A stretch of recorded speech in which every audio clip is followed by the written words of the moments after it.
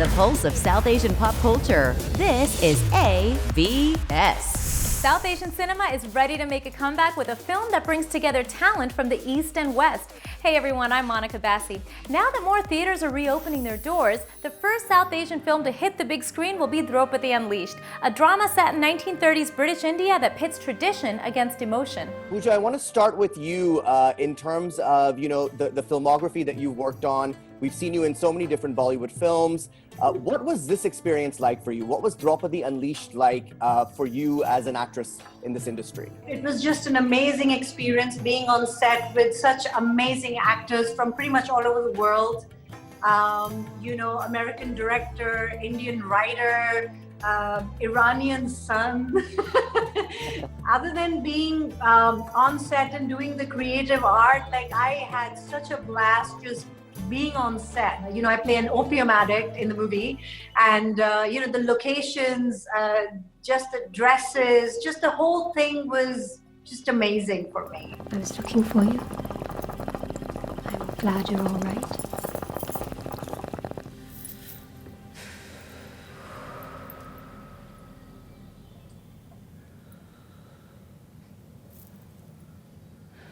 Where would I be?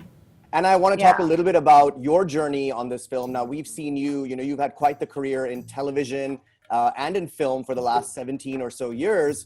How did this movie attract your attention? What was it about the script that wanted you to be a part of this? It was unusual in that it was a film that had very strong women and was centered around a young woman who's on the cusp of womanhood and her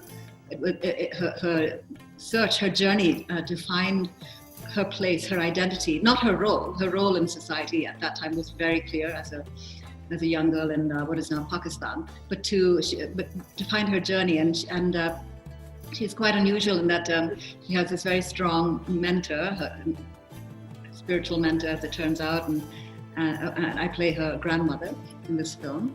And I just like the fact that it went in all kinds of unexpected directions. There was so much room for interpretation. I have just gotten off the phone with Amar's father, and Amar has asked for your hand in marriage.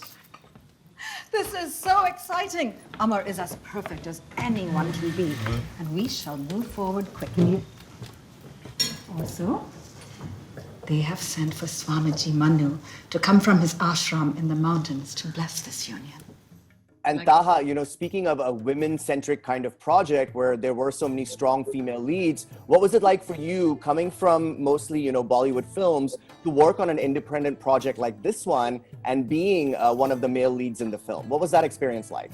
The casting director and Nisha, they really pushed the embassy, or basically the government, to kind of help me get my visa done.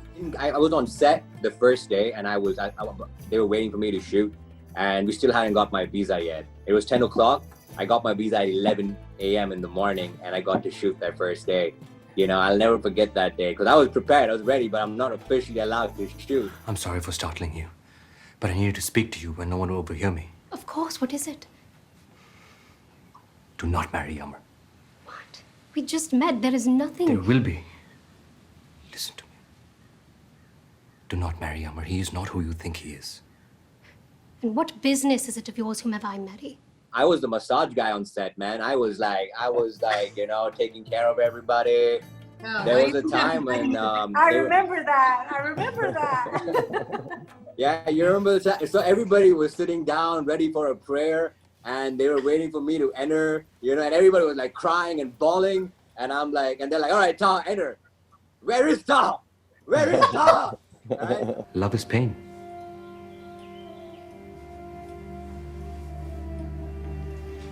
It is only sacrifice without pleasure. But I want to ask Pooja, you alluded to the diversity of the cast, and you also alluded to just the beautiful sets and the fact that this is set up in the British Raj. We thought for a second we were actually going to go to India and shoot, but no, we were actually shooting it in Florida. And the houses that the set designer picked up and were so authentic, and they looked when we see the pictures, they looked exactly like how they could have been in Balochistan. There will be a car waiting for you tonight. The driver will take you where you wish. What do you mean? We are not born slaves. Tonight, the choice is yours, if you wish to remain one. Why are you doing this? Anna, for you, having worked mostly on Western productions and being very much in mainstream television and in cinema, what was it like for you to be in a very Indian environment as an Indian woman, wearing the Indian clothes for your character?